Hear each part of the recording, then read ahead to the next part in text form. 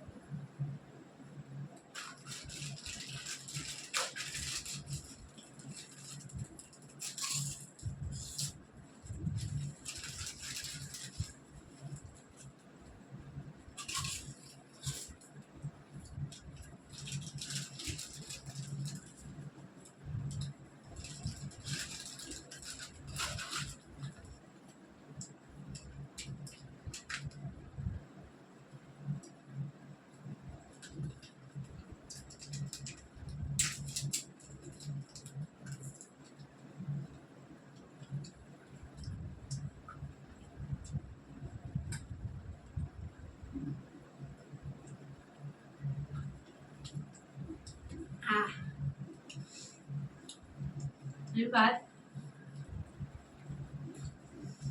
চোখে জল বেরিয়ে আছে।